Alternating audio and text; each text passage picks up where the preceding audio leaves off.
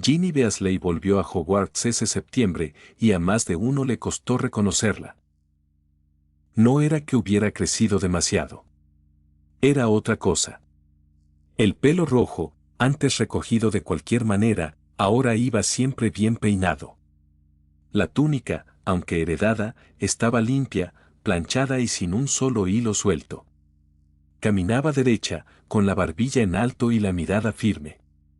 Nadie le había enseñado aquello en casa. Lo había aprendido observando, durante meses, a dos personas. En la biblioteca ella ocupaba siempre la misma mesa, esa mesa desde donde podía ver a Harold Stark y Hermione Granger trabajando entre montañas de libros. Ginny estudiaba los suyos, pero de vez en cuando levantaba la vista. Observaba cómo Hermione pasaba las páginas sin necesidad de releerlas. Como Irel escribía como si ya conociera la respuesta antes de empezar. Imitó su forma de estudiar antes incluso de comprender por qué funcionaba. Y funcionó. Ese trimestre sus notas mejoraron tanto que uno de los profesores le hizo repetir un examen delante de él, convencido de que había copiado. Ginny lo repitió y obtuvo una nota todavía mejor. Sus hermanos fueron los primeros en notarlo. Fred y George la molestaban con bromas, Percy la felicitaba con ese tono de prefecto que usaba para todo. Pero había algo que ninguno de los Weasley terminaba de entender. Ginny estaba cambiando. Y no solo por las notas. Curso tras curso encontraba cualquier excusa para acercarse a Irel y Hermione. Los saludaba en los pasillos. Les hacía preguntas sobre clase. En la biblioteca siempre acababa estudiando cerca de ellos, aunque el resto de la sala estuviera vacía. Para una alumna de Gryffindor, aquello rozaba la herejía. Y tarde o temprano tuvo consecuencias. Primero llegaron las miradas. Después los comentarios. Algunos compañeros de Gryffindor empezaron a apartarse de ella. Los leones no van detrás de las serpientes. Ginny lo miró con tranquilidad y siguió caminando. Las personas que valían la pena, había decidido, no temían aprender de quien fuera. Y entonces hizo algo que dejó a todo Hogwarts hablando durante días. Fue al despacho de la profesora McGonagall para pedir un traslado de casa. Quería ir a Slytherin. Perdón, señorita Weasley. ¿Puede repetir eso? Quiero cambiarme a Slytherin, profesora. Ahí hay una energía diferente. Quiero aprender y mejorar como ellos. McGonagall dejó la pluma sobre el escritorio. En décadas como jefa de Gryffindor había escuchado muchas peticiones. Aquella no. El sombrero seleccionador la puso en Gryffindor. Esa decisión no puede cambiarse. No existe ningún procedimiento para hacerlo. ¿Y si se lo pido otra vez al sombrero? El sombrero decide una sola vez, señorita Weasley. Ginny dio las gracias y salió del despacho. No discutió. Pero antes de terminar la semana todo Hogwarts sabía que la menor de los Weasley había querido convertirse en una serpiente. Desde entonces, muchos Gryffindor dejaron de verla como una de los suyos. A Ginny no pareció importarle. Seguía estudiando donde siempre, con sus libros perfectamente ordenados y una silla cada vez más cerca de la mesa de Irel y Hermione. Y, poco a poco, algo cambió también al otro lado. Al principio apenas respondían con un gesto. Después empezaron a contestar sus preguntas. Finalmente comenzaron a enseñarle. Ese hechizo falla porque piensas en mover la varita. Primero imagina el resultado. La varita solo ejecuta. ¿Así? Otra vez. Más despacio. Ginny podía repetir el mismo movimiento 10 veces sin quejarse. A la 11ª, normalmente le salía. Aprende rápido. No. Aprende porque quiere aprender. Ese año Ginny avanzó muchísimo. Nada que ver con otra versión de su historia, aquella en la que un viejo diario terminó robándole la voz durante meses. Aquí el diario apenas había durado unos meses cortos. En su lugar tenía 2 personas a las que admiraba y 2 maestros que, sin proponérselo, habían terminado aceptándola. Quien no entendía nada era Harry Potter. Veía a la hermana de Ron convertida en alguien completamente distinto y sentía algo difícil de explicar. No era lo mismo que había sentido al mirar a Cho-Chan. Era algo más lento. Algo que empezaba justo cuando uno dejaba de pensar en alguien como la hermana pequeña de su mejor amigo. Pero Harry no dijo nada. Tenía demasiadas cosas en la cabeza, el Quidditch, las clases. Ginny se cruzaba con él, lo saludaba con naturalidad y seguía caminando. Su destino estaba al otro lado del castillo. Junto a la mesa donde 2 serpientes le habían enseñado que el talento podía aprenderse.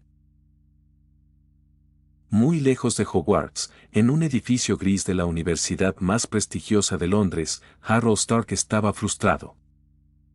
No era algo que le pasara seguido. Sus compañeros muggles lo veían como el chico callado que resolvía en una tarde lo que a otros les tomaba un mes. Pero ese semestre, por primera vez, había un proyecto que se le resistía. Y no se le resistía por difícil. Se le resistía por imposible. Sé exactamente cómo se hace. Sé que hay que construir. Y no hay con qué. Irel quería construir una inteligencia artificial. No un programa que siguiera reglas escritas a mano, sino una máquina que aprendiera sola, que mejorara con los datos, que hiciera lo que él recordaba de un futuro que todavía no llegaba. La teoría la tenía completa en la cabeza. Redes que imitaban neuronas, capas sobre capas, un método para ajustar millones de números hasta que la máquina acertara. El problema eran las máquinas de 1993.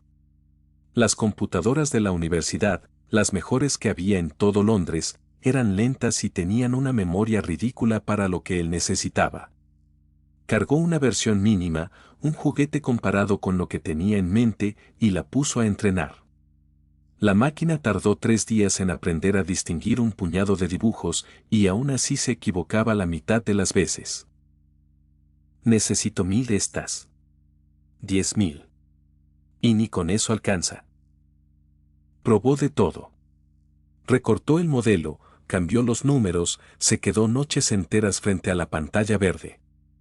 Nada. No era su error. Era el mundo, que todavía no tenía las máquinas. Al final entregó un proyecto pequeño, correcto, sin gracia. Un programa que reconocía algunas letras escritas a mano, y no siempre. Aprobó porque estaba bien hecho para lo que había, no porque fuera lo que él quería. Fue la peor nota emocional que se llevó nunca en el mundo Mogul. No por baja, que no lo fue, sino porque era la primera vez que sabía hacer algo y no podía hacerlo. El profesor le puso un sobresaliente y un comentario al margen, ambicioso. 10 años adelantado a lo que una máquina puede correr esta facultad. Irel guardó el proyecto en una carpeta y anotó una fecha en la última página, una fecha lejana. Todavía no. El mundo no tiene las máquinas. Cuando las tenga, esto ya estará escrito. Cerró la carpeta y no volvió a abrirla ese año. Lo único que le sacó a Irel el mal humor de la máquina fue una carta que llegó pocos días después, con el sello de la universidad y el nombre de Hermione Granger. Hermione había entrado. A la misma universidad. A la misma facultad. Al principio no era eso lo que ella quería. Hermione había pensado en medicina, le atraía la idea de curar, de saber qué le pasaba a un cuerpo por dentro y arreglarlo.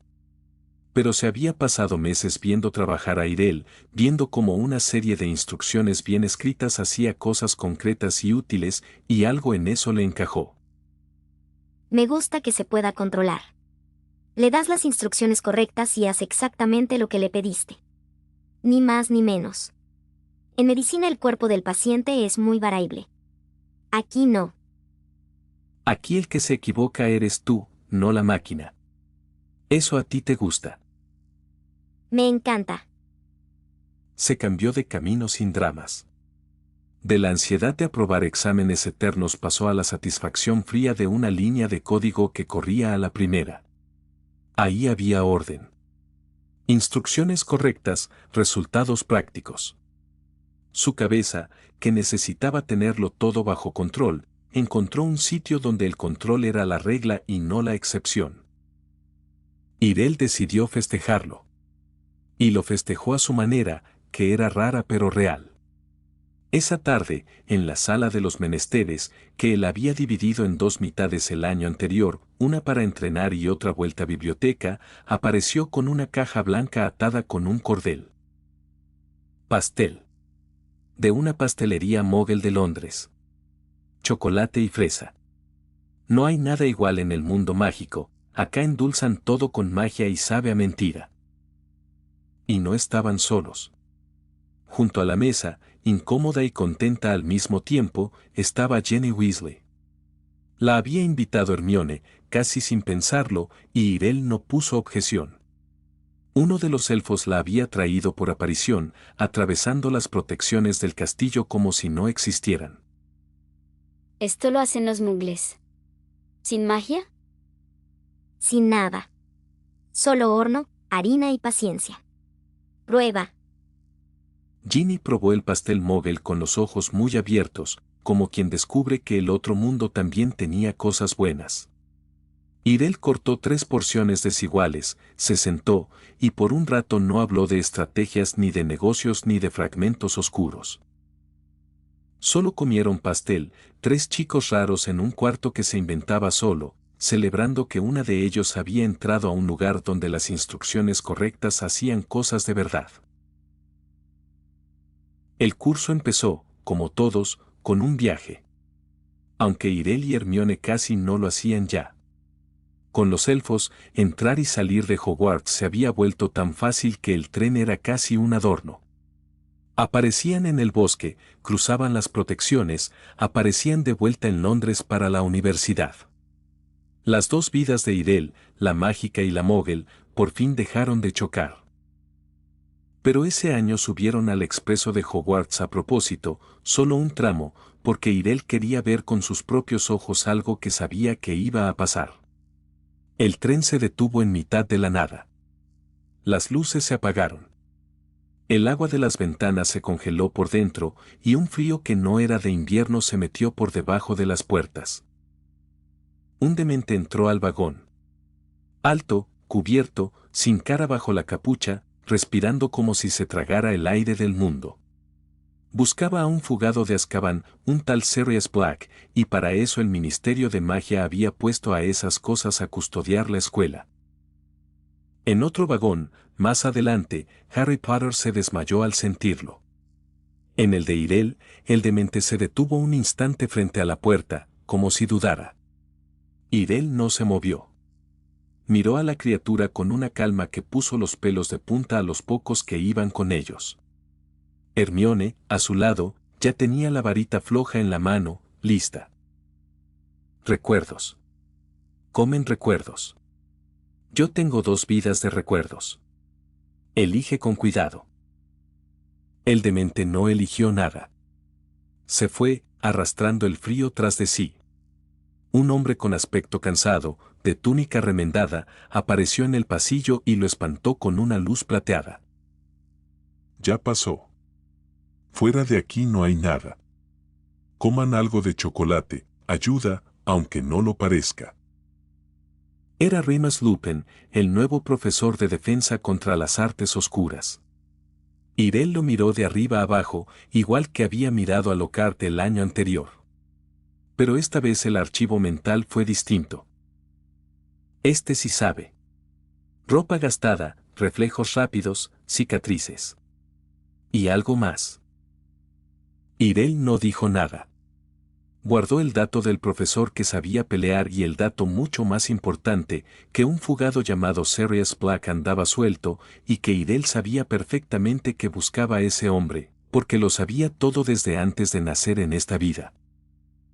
Black no viene por Harry. Viene por una rata. En el vagón de adelante, Harry despertó tirado en el suelo, con Ron y otros dos inclinados sobre él y un frío raro metido en los huesos. Lupin le puso un trozo de chocolate en la mano y le dijo que comiera. Come. Ayuda, aunque no lo parezca. Y no te avergüences de haberte caído.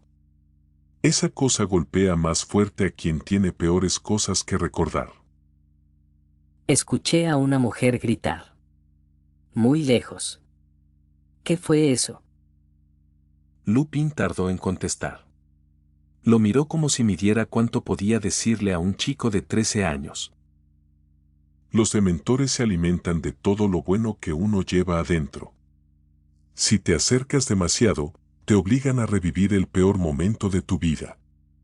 A ti, Harry, te pasaron cosas muy malas cuando eras muy pequeño. No es debilidad. Es memoria. Harry no dijo nada. Sabía, sin que nadie se lo confirmara, que esa voz era la de su madre, la noche en que Voldemort entró a matarlo. Se le quedó dando vueltas el resto del viaje. Ron, a su lado, seguía blanco. ¿Y esas cosas van a estar todo el año rondando el colegio? Genial. Simplemente genial. Nadie le respondió. Afuera, la lluvia golpeaba los vidrios, y por primera vez en mucho tiempo Harry le tuvo miedo a algo que no podía golpear ni esquivar. La primera clase que valió la pena ese año fue la de Lupin. Y valió la pena por una razón que Irel no había previsto del todo. Lupin llevó a los alumnos frente a un armario viejo que se sacudía por dentro. Dentro había un Bogart, una criatura que no tenía forma propia y tomaba la forma de lo que más temía quien lo mirara. El conjuro para vencerlo era simple, ridículo casi, convertir el miedo en algo gracioso y reírse de él. El Bogart se vuelve lo que ustedes más temen. Por eso conviene enfrentarlo en grupo, se confunde, no sabe a quién hacerle caso. El hechizo es ridiculus. La clave no es la varita. Es la risa. Los alumnos fueron pasando.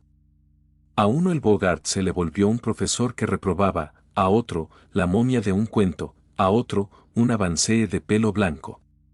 Cada uno lo volvía ridículo y la clase se reía. A Ron Weasley el Bogart se le volvió una araña gigante, peluda, del tamaño de un perro. Ron pegó un grito, apuntó con la varita temblando y le puso patines en las 8 patas, la araña resbaló por el piso como si estuviera borracha, y la clase estalló. Odio las arañas. Las odio. Cuando le llegó el turno a Harry, Lupin se adelantó de golpe y se metió en el medio. No. Yo sigo. Atrás, Harry. El Bogart giró hacia el profesor y, por un instante, se volvió una esfera blanca y fría flotando en el aire, la luna llena. Lupin la convirtió en un globo desinflado con un giro de muñeca, sin darle importancia, y le hizo una seña al siguiente para que continuara. Harry se quedó con las ganas y con una certeza. Sabía que habría salido de ese armario si Lupin no hubiera dejado pasar, un demente. Le tenía más miedo al miedo mismo que a cualquier araña o cualquier momia. Lupin lo notó, y esa semana empezó a ofrecerle algo que ningún otro profesor le había dado, enseñarle a pelear contra esas criaturas de verdad. Entonces le tocó a Hermione. El Bogart dudó. Giró, tembló, y no se volvió una araña ni un examen reprobado ni nada que se pudiera reír. La sala, poco a poco, se vació. La imagen que armó el Bogart fue esa, un salón enorme y en silencio, todas las sillas vacías, todas las mesas vacías. Y Hermione de pie en el medio, sola. No había nadie. Ni compañeros, ni profesores, ni Irel. La silla de al lado, la de él, vacía como todas. Fue apenas un segundo, pero Hermione se quedó dura. La chica que había matado 100 acromántulas sin temblar en el proceso, que había peleado contra un pedazo del Señor Oscuro sin retroceder, se quedó blanca frente a un cuarto vacío. Sola. Así no. Lupin dio un paso, listo para intervenir. No hizo falta. Hermione levantó la varita, apretó los dientes y llenó el salón vacío de gente que hablaba a los gritos, de sillas que se movían, de ruido. Ridículo, incómodo, lleno. Ridiculous. El Bogart se sacudió, sin saber qué hacer con tanta compañía de golpe. Hermione respiró. Nadie en la clase entendió del todo qué había sido eso. Irel sí. Guardó el dato sin decir palabra. Y entonces le tocó a él. Irel dio un paso al frente, tranquilo, con esa calma que ya conocía todo el colegio. El Bogart giró hacia él. Y lo que salió del armario hizo que hasta Lupin frunciera el ceño. No fue una araña. No fue un demente. No fue la muerte, ni un monstruo, ni nada que un niño de 13 años debiera conocer. Fue Irel. Un Irel más alto, más viejo, de ojos apagados. La misma cara, pero vaciada de algo. Anne Harold que miraba a la clase como se mira a un montón de piezas útiles y desechables. Anne Harold en el que no quedaba ni un hilo de lo que todavía lo ataba a ser una persona. La versión en la que se convertiría si dejaba de tener cuidado. La sala se quedó en silencio de verdad. Porque el miedo de los demás eran cosas de afuera. El de Irel era el mismo. El otro Irel, el del armario, sonrió con la boca torcida y habló con una voz igual a la suya pero seca hasta el hueso. Ibas a llegar a mí de todos modos. El Irel de 13 años lo miró un largo segundo. No se rió. No podía volver eso ridículo, no de verdad. Pero levantó la varita con la mano firme y dijo el conjuro con un desprecio helado, más para callarlo que para reírse. Ridiculous. El Bogart Harold se encogió, tropezó, se volvió una figura pequeña y rota, y Lupin cerró el armario de un golpe antes de que nadie preguntara nada. Suficiente por hoy. Buen trabajo. Todos. Al salir, Lupin retuvo a Irel un momento con la mirada. No le preguntó nada. Pero lo miró como se mira a alguien de quien conviene no perder la pista. Irel caminó por el pasillo con Hermione, los dos callados. Ninguno de los dos volvió el miedo del otro un tema de conversación. No hacía falta. Ella le temía a quedarse sola, él le temía a lo que podía llegar a ser. Los dos siguieron caminando, uno al lado del otro, que era justamente lo que espantaba a los dos Bogarts. El resto del año, entre el susto del Bogart y lo que venía después, siguió el ritmo de siempre, con sus clases y sus rarezas. En adivinación, la profesora Trelawney, envuelta en chales y humo de incienso, miraba el fondo de las tazas de té y anunciaba desgracias con voz temblorosa. Cuando le tocó a Harry, dio un grito ahogado. Querido, tienes el Grim. El perro negro, el presagio de la muerte. ¡Ay, pobre criatura! Medio salón se estremeció.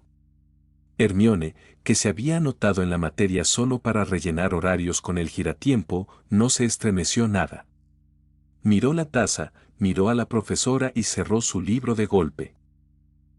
Esto no se puede medir.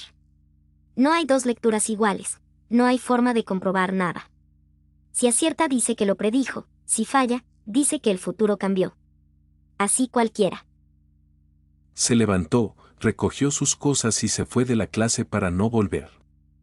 Prefería 1000 veces una materia donde las instrucciones correctas daban siempre el mismo resultado, y no una donde el humo decidía. Trelawney predijo, entre ofendida y nerviosa, que la niña se arrepentiría. Hermione ya estaba pensando en otra cosa. Los de tercero estrenaron ese año las salidas a Hogsmeade, el único pueblo de Gran Bretaña habitado solo por magos. Para ir hacía falta un permiso firmado. Harry no lo tenía, porque los Dursley no se lo habían firmado, así que se quedaba en el castillo viendo bajar a los demás. Hasta que Fred y George le regalaron algo que le cambió la cara, el mapa del merodeador, un pergamino viejo que mostraba cada pasillo de Hogwarts y cada persona que se movía por él, con su nombre, más los pasadizos secretos que salían del castillo. Con el mapa, Harry se coló a Hogsmeade por un túnel que daba a la trastienda de Honeyduques, la tienda de dulces. Vio la Casa de los Gritos, la construcción más encantada de todo el país, torcida y cerrada en lo alto de una colina. Y escuchó, escondido, a unos profesores hablar de Sirius Black y de un secreto que su padre y sus amigos habían guardado años atrás. Irel y Hermione, en cambio, bajaban a Hogsmeade cuando querían. No necesitaban permiso ni mapa, un elfo los aparecía en un callejón del pueblo y listo. Compraban tinta rara, plumas nuevas, dulces de Honeyduques que a Hermione le encantaban y volvían igual de fácil. Para ellos, Hogsmeade era un trámite. Para Harry, una aventura. Fue en una de esas escapadas cuando Harry escuchó algo que le heló la sangre más que cualquier demente. Escondido bajo su capa invisible, en un rincón del bar Las Tres Escobas, oyó hablar a los profesores con el mismísimo ministro de magia, Cornelius Fudge, entre vasos de hidromiel caliente. Hablaban de Sirius Black. Y hablaban de él. Pero, ministro, ¿de verdad Black estaba tan unido a los Potter? Nunca terminé de entenderlo. Más que unido, Rosmerta. Sirius Black era el mejor amigo de James Potter. Inseparables desde el colegio. Fue el padrino en la boda de James. Y cuando nació el pequeño Harry, lo nombraron su padrino. En su rincón, Harry dejó de respirar. Los Potter sabían que quien usted sabe los buscaba. Se ocultaron con un encantamiento que encerraba su secreto en una sola persona, el guardián secreto. Mientras esa persona no hablara, nadie podía encontrarlos. Y eligieron a Black. Y Black los entregó. Le pasó a los Potter al Señor Tenebroso con sus propias manos. La noche que murieron, otro viejo amigo del grupo, Peter Pettigrew, salió a buscarlo para pedirle cuentas. Black lo hizo pedazos en plena calle. De Pettigrew solo quedó un dedo. Y de paso mató a 12 muggles de un solo golpe. Por eso está en Azkaban. Y por eso lo queremos de vuelta antes de que llegue a ese niño. Harry sintió que el bar giraba a su alrededor. El hombre que todos temían, el asesino que tenía al país entero en vela, era el mejor amigo de su padre. Su padrino. La persona que sus padres habían elegido para cuidarlos si a ellos les pasaba algo. Y esa misma persona los había vendido. Lo voy a encontrar. Y cuando lo encuentre, no espero a nadie. Salió de Las Tres Escobas temblando, y no de frío. Esa noche se lo contó a Ron con la voz quebrada. Era su amigo, Ron. Mi padrino. La persona que mi papá eligió para mí. Y los entregó como si nada. Harry, ese tipo está loco. Nadie escapa de Azkaban, y él lo hizo. Si te lo cruzas te mata como mató al resto. No lo busques, en serio. No me importa. Que lo intente. El Quidditch trajo la peor tarde del año. Slytherin jugó contra Gryffindor bajo una tormenta que no dejaba ver la Snitch. Hermione volaba de buscadora por las serpientes, empapada, con el pelo pegado a la cara, entrecerrando los ojos contra la lluvia. Enfrente, Harry buscaba por Gryffindor. Entonces bajaron los dementores. Decenas de ellos, atraídos por la multitud y el miedo, subieron desde el borde del campo como una marea negra. El frío golpeó a todos, pero a Harry lo golpeó distinto. Escuchó, muy lejos, la voz de una mujer gritando, la voz de su madre la noche en que murió. Perdió el sentido y cayó de la escoba desde muy alto. Dumbledore frenó la caída con magia antes de que Harry se estrellara. La escoba no tuvo la misma suerte, el viento la arrastró contra el sauce boxeador, que la deshizo de un golpe. El nimbus de Harry quedó en astillas. Hermione, en medio de todo, no se desmayó ni se distrajo. El frío la mordía, pero ella había peleado contra cosas peores que un mal recuerdo. Vio el destello dorado de la snitch entre la lluvia, se lanzó y la cerró en el puño antes de que nadie más reaccionara. Slytherin ganó el partido. Nadie festejó demasiado, con Harry desmayado en el pasto, pero el punto quedó anotado. Poco después, a Harry le llegó un regalo sin remitente, una escoba nueva, negra y perfecta, la mejor del mercado. Una saeta de fuego. Nadie sabía quién se la mandaba. McGonagall se la quitó apenas la vio, convencida de que podía estar hechizada por Sirius Black para matar a Harry en pleno vuelo. Se la devolvieron revisada, semanas después, sin un solo maleficio. Irel, que sabía perfectamente de dónde venía esa escoba, no dijo nada. Sirius Black cumplía a su manera con el ahijado que no podía abrazar, le mandaba la escoba más rápida del mundo y se quedaba escondido, perro entre las sombras, mirándolo crecer de lejos. El plan para lidiar con la rata lo tenía armado desde antes de subir al tren. La rata se llamaba Scabbers y vivía, gorda y vieja, en el bolsillo de Ron Weasley. Todo el mundo mágico creía que era una rata común. Irel sabía que no.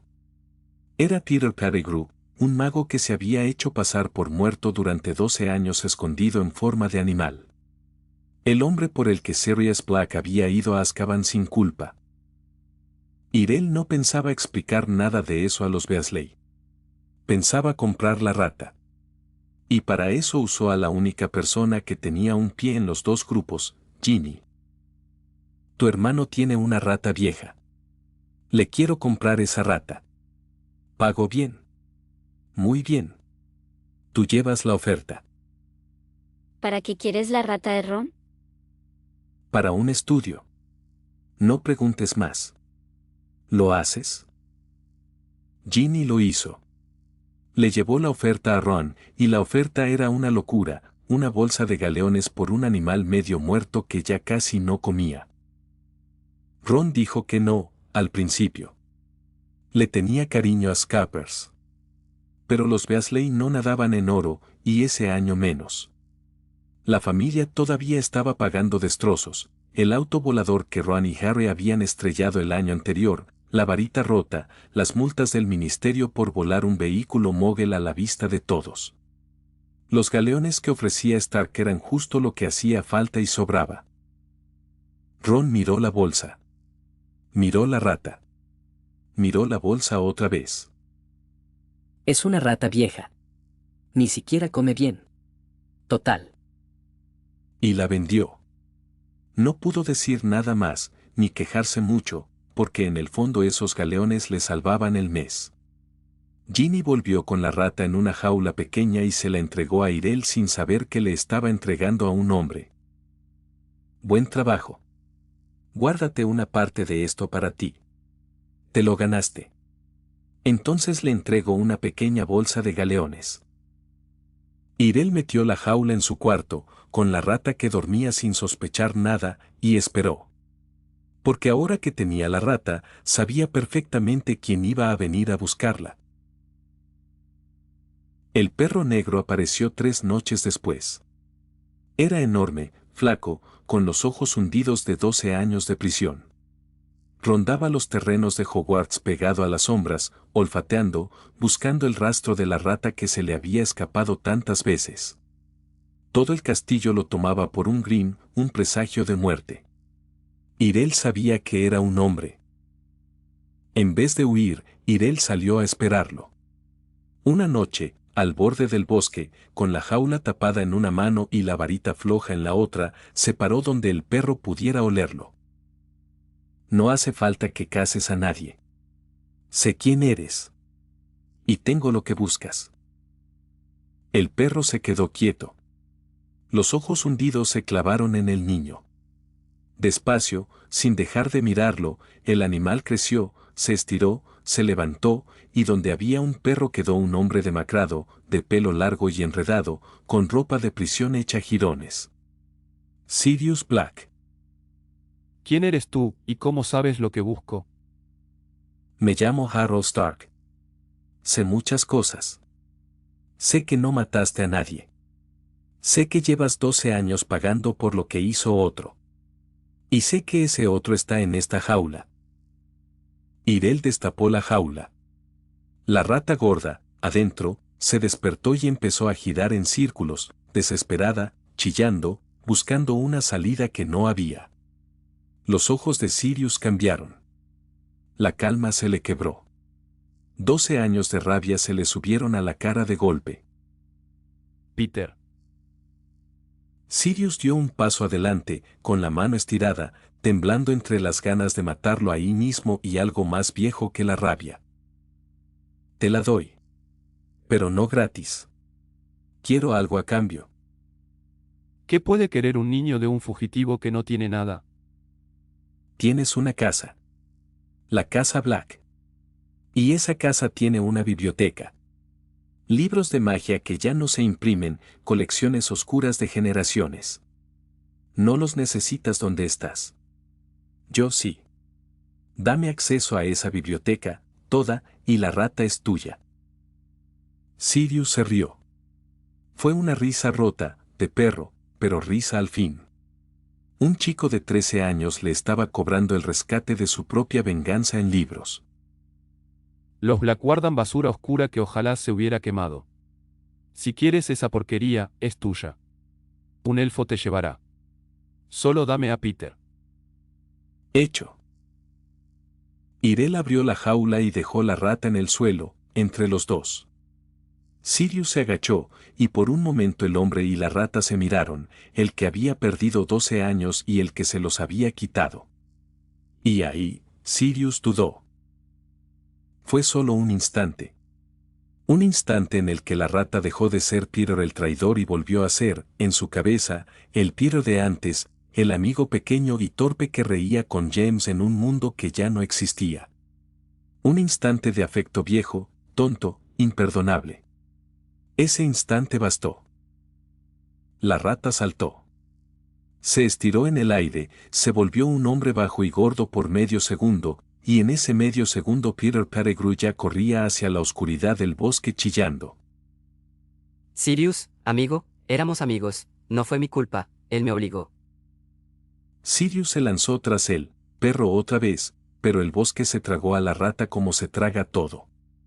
Cuando Sirius volvió, con las patas embarradas y sin nada en la boca, Irel seguía en el mismo sitio, sin sorprenderse. ¿Lo dejaste ir? Se me escapó. No. Dudaste. Un segundo. Todavía le tienes cariño a esa cosa. Es una estupidez, y te va a costar tu nombre. Sirius, ya hombre otra vez, bajó la cabeza. No lo negó. Con Peter suelto, no había forma de probar su inocencia. Seguiría siendo un fugitivo, un asesino a los ojos del mundo, por no haber podido matar a un amigo que hacía años que no lo era. El trato sigue en pie, mocoso. La biblioteca es tuya. Al menos que sirva de algo esta noche de mierda. Y se fue, perro negro contra la noche negra, dejando a Irel con una jaula vacía y una biblioteca ganada. La rata seguía viva. Por una tontería del perro. Todavía nadie la había matado. A partir de ahí, la historia siguió su curso, como si empujara sola, solo que sin la vuelta de tuerca que Irel había preferido evitar. Harry cargaba la idea de Sirius como una piedra en el pecho, su padrino, el mejor amigo de su padre, y a la vez el hombre que, creía, lo había vendido.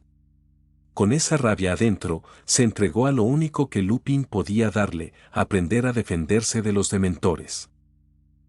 Lupin le enseñó el encantamiento Patronus, un escudo de luz plateada que nace de un solo recuerdo feliz, lo bastante fuerte como para espantar a esas criaturas. Concéntrate en el recuerdo más feliz que tengas. El más fuerte. No sirve uno cualquiera. Y entonces di, Expecto Patronum. Practicaban de noche, con un Bogarte mentor encerrado en un baúl para que Harry tuviera algo real contra que pelear. Cada vez que la cosa salía, Harry volvía a escuchar los gritos de su madre y caía de rodillas. Otra vez. ¿Puedo otra vez? No tiene que ser hoy, Harry. Nadie aprende esto en una noche. Si tiene que ser hoy. Si esa cosa me tira cada vez que la veo, de nada me sirve saber pelear. Le llevó semanas. Para hacer un Patronus grande hacen falta recuerdos felices grandes, y a Harry no le sobraban.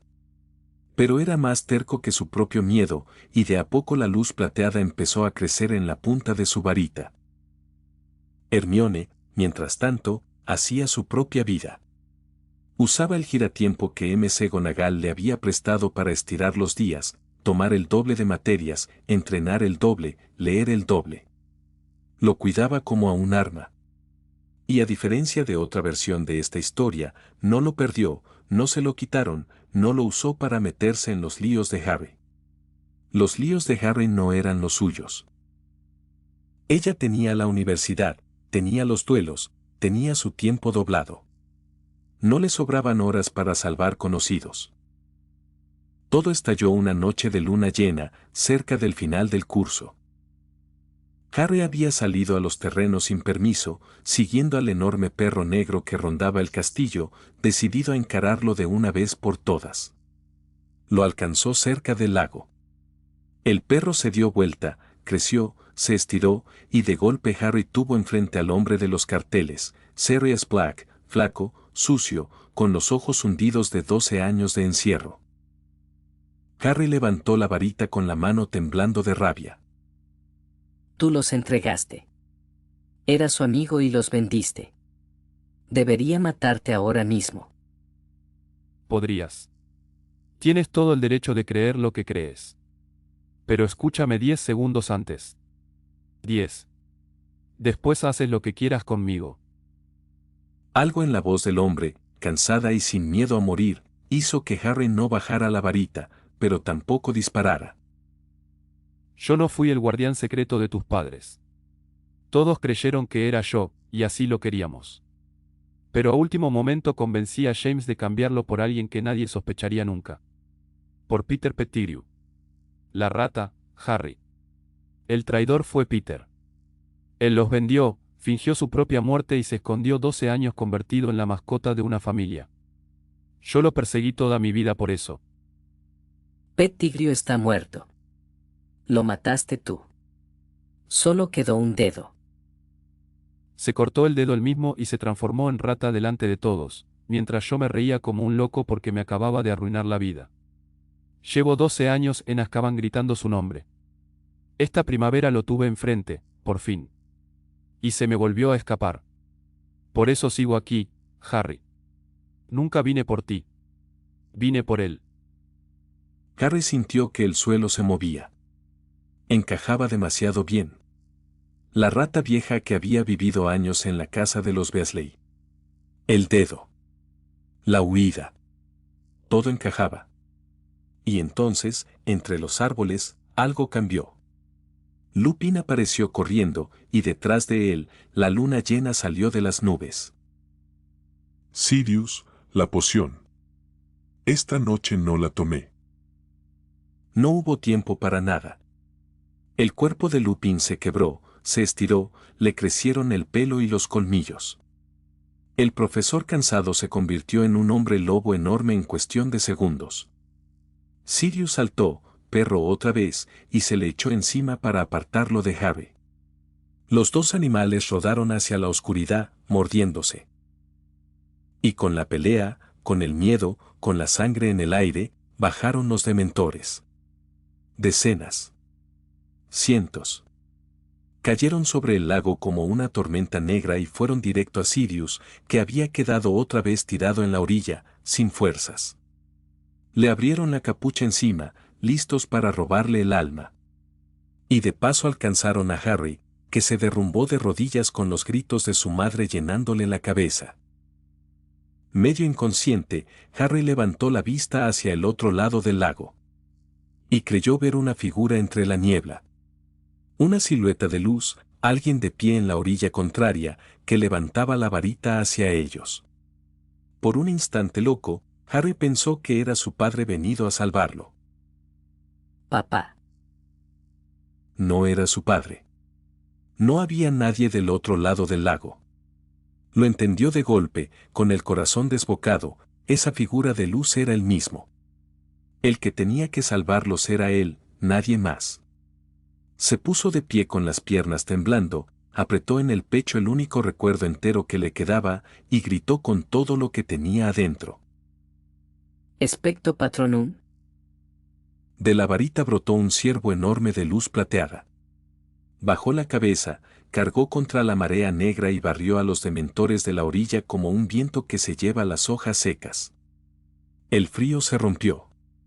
El silencio volvió al lago. El ciervo galopó una vuelta alrededor de Harry, lo miró un segundo con unos ojos que no eran de este mundo, y se deshizo en luz. Harry cayó sentado en el pasto, agotado, vivo. Sirius seguía ahí, respirando apenas. Se arrastró hasta el chico y le puso una mano en el hombro. Tu padre hacía un ciervo igual. Idéntico. La primera vez que lo vi casi me caigo de espaldas. Eres igual a él, Harry. Harry lo miró, y por primera vez no vio a un asesino. Vio al único pedazo de familia que le quedaba en el mundo.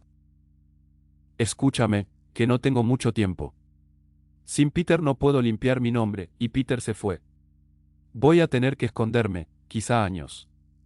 Pero quiero que sepas una cosa, el día que te canses de esa casa de mugles, tienes un lugar conmigo. Eres mi ahijado. Aceptar cuidarte fue lo único que hice bien en toda mi vida.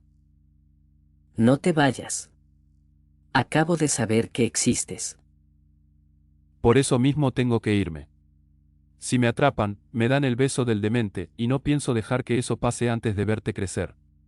Voy a estar cerca. Más cerca de lo que crees.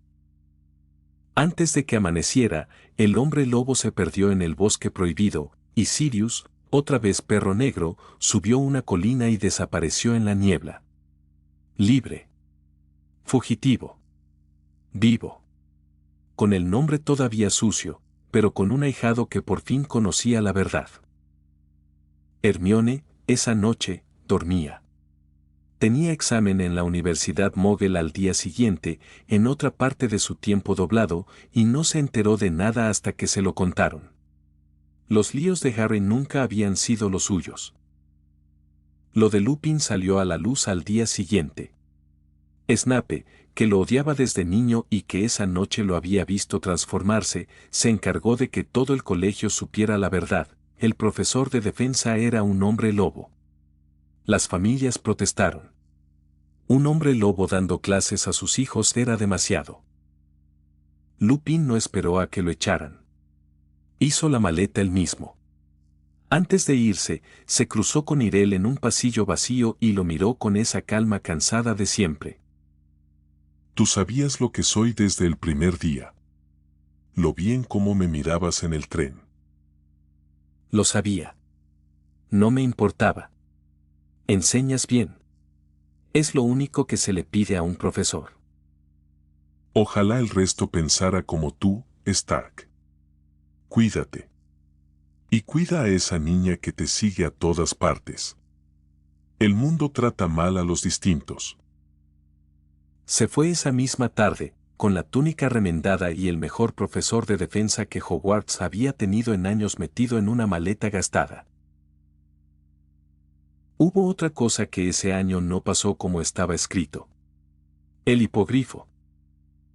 En la clase de cuidado de criaturas mágicas, Hagrid presentó a Buckbeak, un hipogrifo orgulloso, mitad águila y mitad caballo, de esos que atacan si no se les hace una reverencia con respeto. En otra versión de la historia, un Draco Malfoy tonto y engreído se había burlado de la bestia, la había insultado, y se había ganado un tajazo en el brazo que casi manda al animal a la horca. Este Draco no era ese niño. Este Draco venía de un año entero de entrenamiento brutal, de dormir poco, de que lo compararan todos los días con dos prodigios que lo superaban. Estaba tenso como una cuerda, sí, pero no era estúpido. Cuando el hipogrifo se encabritó, Draco no se quedó parado presumiendo. Se hizo a un lado, limpio, con los reflejos de alguien que llevaba meses esquivando hechizos en la sala de duelos. Es un pájaro grande. He esquivado cosas peores esta semana. No hubo tajazo. No hubo herida. No hubo denuncia de su padre, ni juicio, ni sentencia de muerte para Buckbeak. El hipogrifo siguió vivo y libre en el corral de Hagrid, comiendo hurones, sin saber que en otra vida lo habían condenado por culpa de un niño que aquí ya no existía. Draco se sacudió el polvo de la túnica y siguió con la clase. No presumió. Ya no le quedaba tiempo ni energía para presumir de nada. Porque la vida de Draco Malfoy, ese año, era un látigo sin descanso. Lucius Malfoy se había enterado de todo. De que su hijo había quedado cuarto en su generación 2 años seguidos.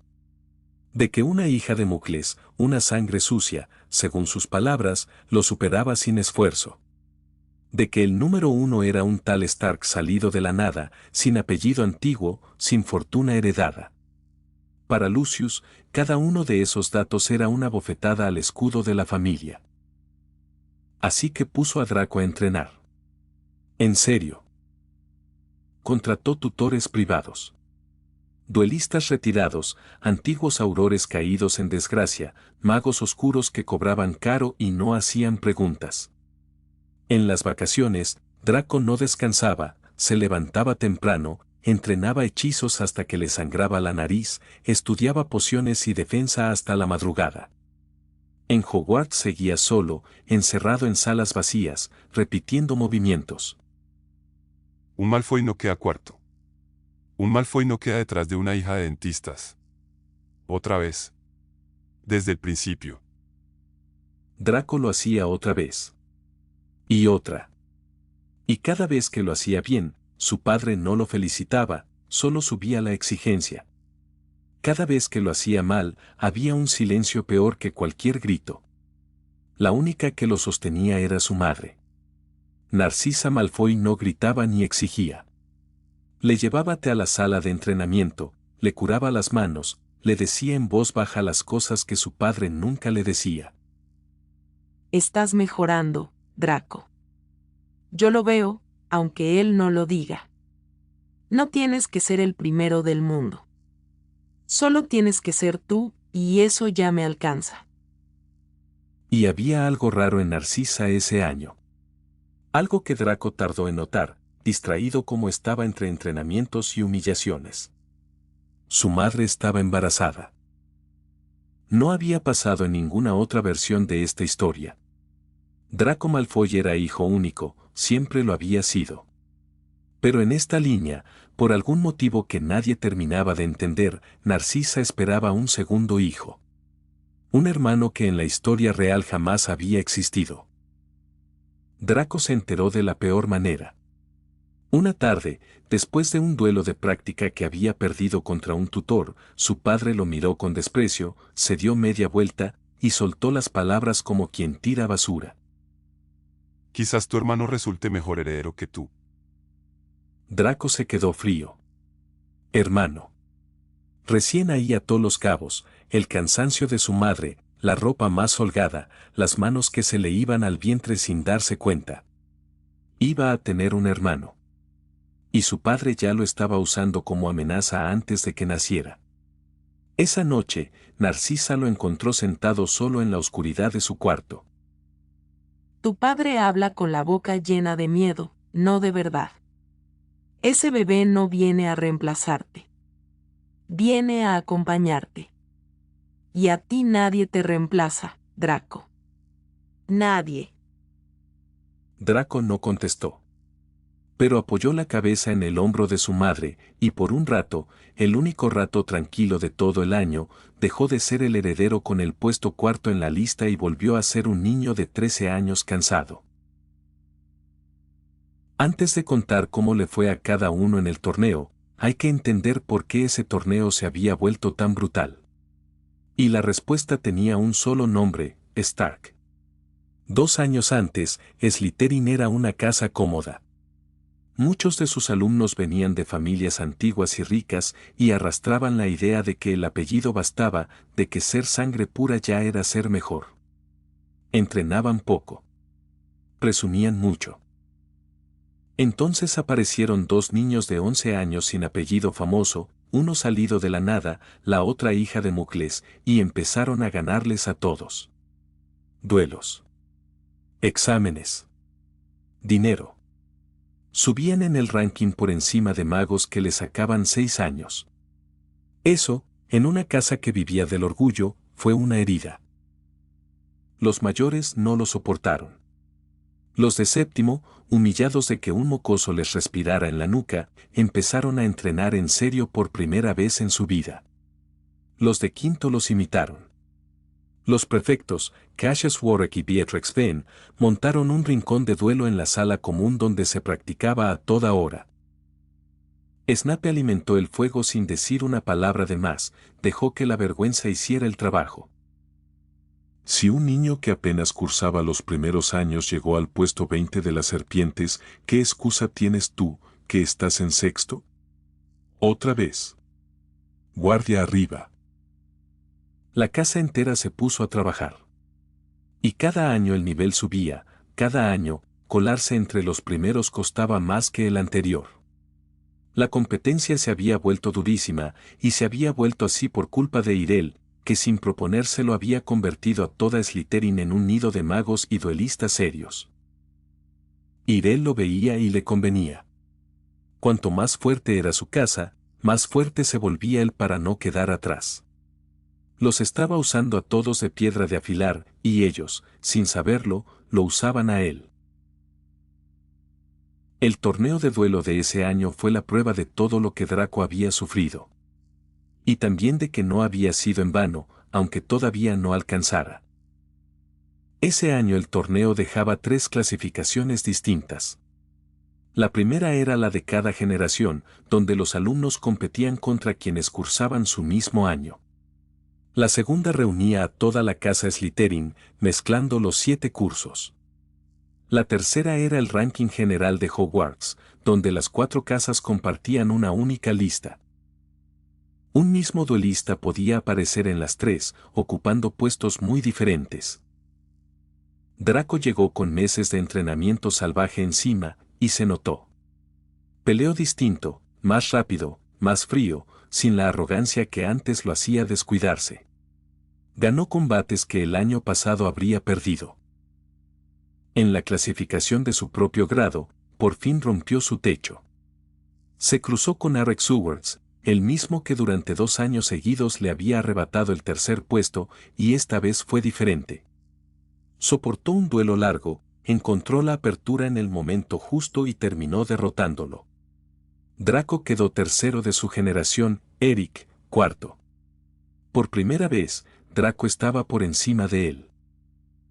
Tercero. Le gané a Eric. No era el número 1 ni el 2, que seguían siendo Irel y Hermione.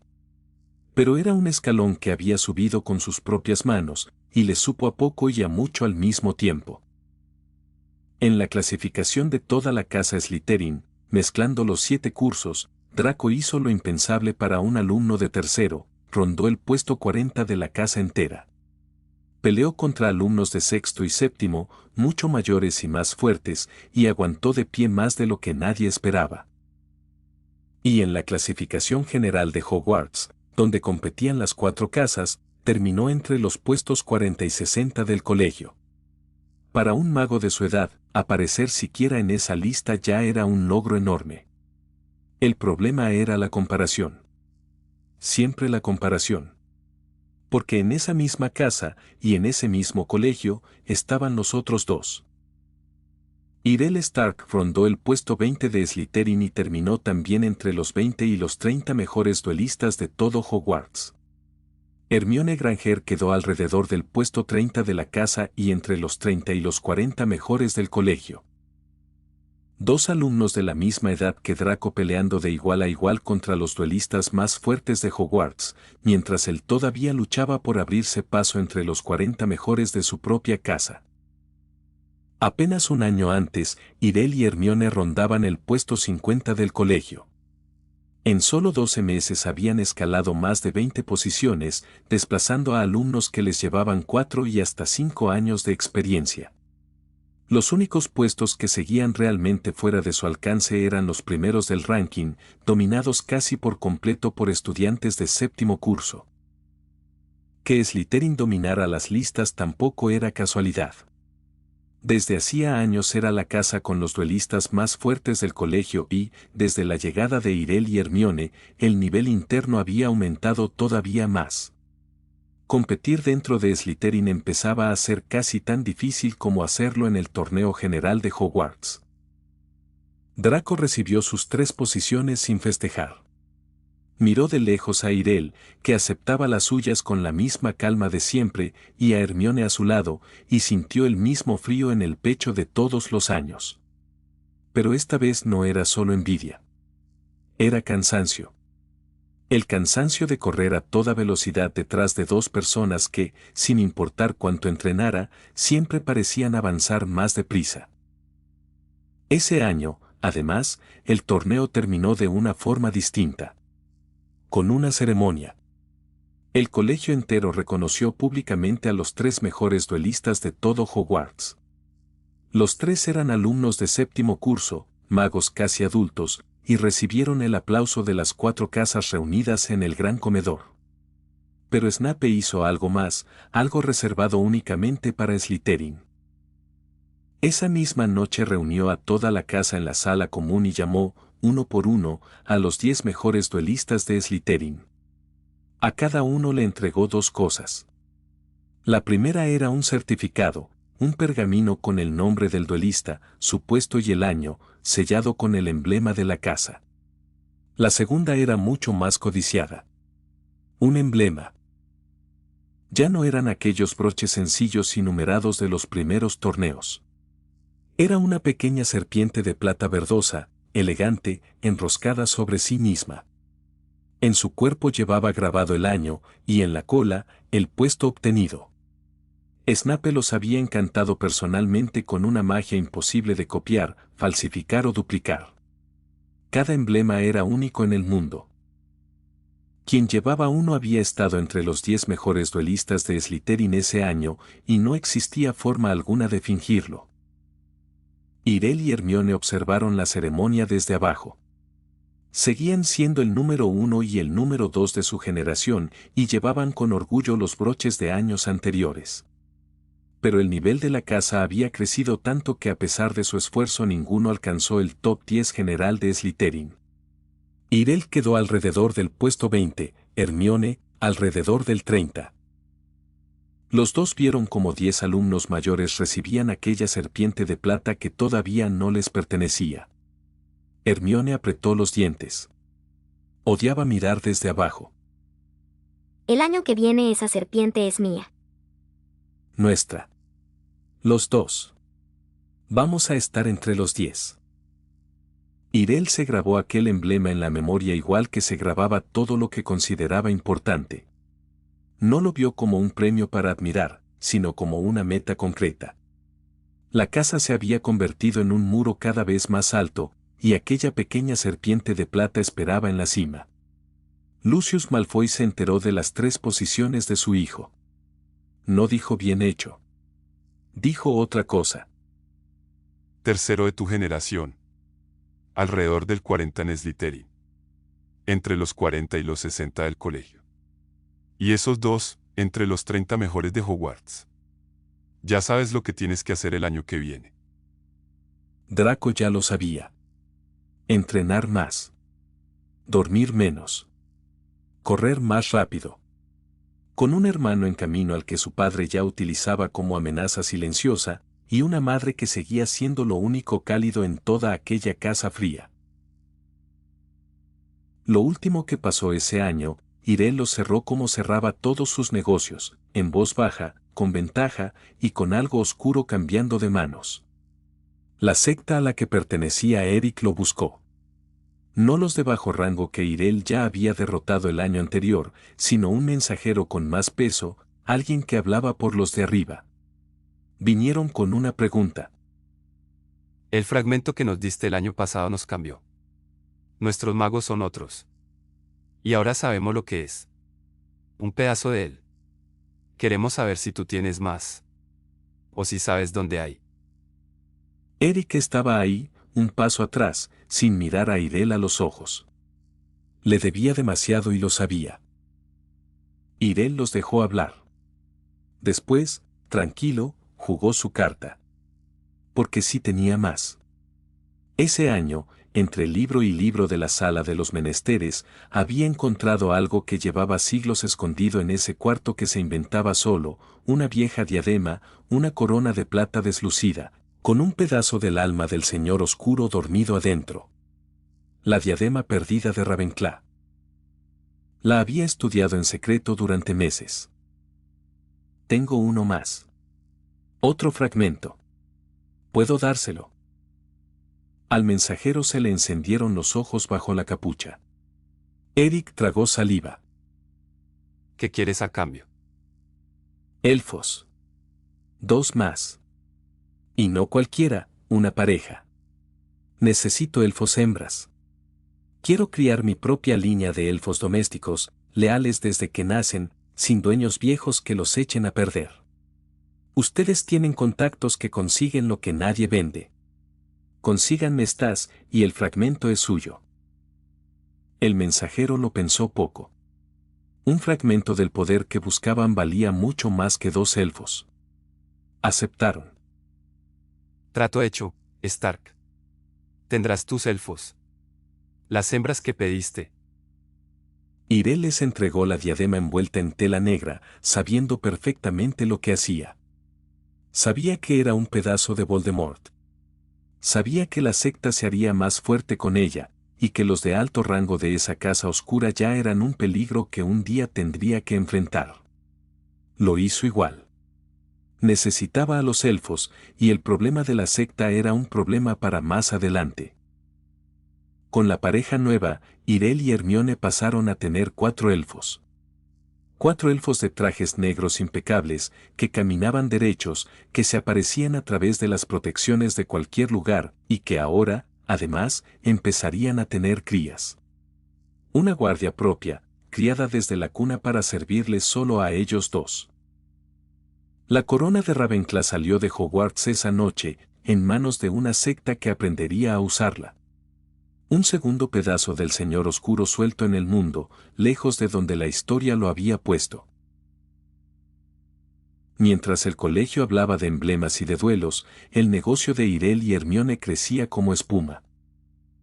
Las pociones y los venenos se vendían ya en tiendas de varios países, dentro y fuera de Inglaterra. A eso se sumaba todo lo que sacaban del bosque prohibido, resinas, plantas raras, cuernos, tratos con los centauros, y las inversiones de Irel en el mundo mógel, esas acciones que subían justo cuando él sabía que iban a subir. Las bóvedas se llenaban más rápido de lo que podían contarlas. Con tanto oro guardado, empezaron a pensar en algo nuevo, comprar propiedades. Una base propia, un lugar de verdad, no un cuarto prestado que se inventaba solo. Y ahí se toparon con un muro. Una propiedad mágica costaba una fortuna absurda. No era como comprar una casa mógel. Un terreno en el mundo mágico valía muchísimo más que la mejor mansión de la mejor zona mógel de Londres. Ni con todo lo que tenían les alcanzaba de golpe. Para comprar en serio iban a necesitar financiamiento, deudas, socios. Cosas lentas. No me gusta deber. Y no me gusta esperar. Entonces tenemos que hacer algo diferente. Quizá algo nuevo, como crear infrastructure usando magia. Esa frase abrió el proyecto más ambicioso que los dos habían empezado hasta entonces. La idea era rara y, por ahora, apenas un boceto. Partir de una maqueta, un modelo pequeño de la propiedad, hecho con la precisión que Irel había aprendido en la Universidad Mógel, y usar magia para levantarla de la nada a tamaño real. Piedra, madera, cañerías, cimientos, todo creciendo desde el modelo como crece una planta desde una semilla. Y una vez en pie, que la propia magia la mantuviera, que reparara sus grietas sola, que no se cayera, que no envejeciera. Estaba verde. Muy verde. Las primeras pruebas le salían torcidas, maquetas que se volvían muros a medio hacer y se derrumbaban en polvo antes de terminar. Pero la idea no existía en ningún libro de ninguna de las academias que habían comprado. Era de ellos. La inteligencia artificial no la pude hacer porque el mundo móvil no tiene las máquinas. Esto sí lo puedo hacer, porque aquí la máquina es la magia. Donde el mundo sin magia lo había frenado, el mundo mágico le abría la puerta. Irel guardó los planos junto a la carpeta de la máquina que no había podido construir, y en esta escribió otra fecha, mucho más cercana. Ese proyecto sí iba a terminarlo. Era su proyecto final, el que uniría por fin sus dos mundos, la precisión de uno y el poder del otro. Muy lejos de todo, en su guarida sin mapa, la criatura enorme abrió los dos ojos. El año había torcido la línea más que nunca. Un fugado de Azkaban libre antes de tiempo y con el nombre sin limpiar. Un traidor con forma de rata suelto donde debía haber caído. Un hipogrifo vivo que en otra vida habían condenado. Un segundo pedazo del alma oscura cambiando de manos. Una niña de un mundo sin magia doblando el tiempo con un giratiempo. Un hijo Malfoy que no debía existir, creciendo en un vientre. Y dos niños de verde y plata inventando formas de construir casas de la nada y de criar sus propios elfos, como si el mundo fuera de ellos. Ya no basta con mirar desde lejos. Tengo que estar cerca. Tengo que caminar entre ellos. El dragón del tiempo se levantó por primera vez en 1000 años.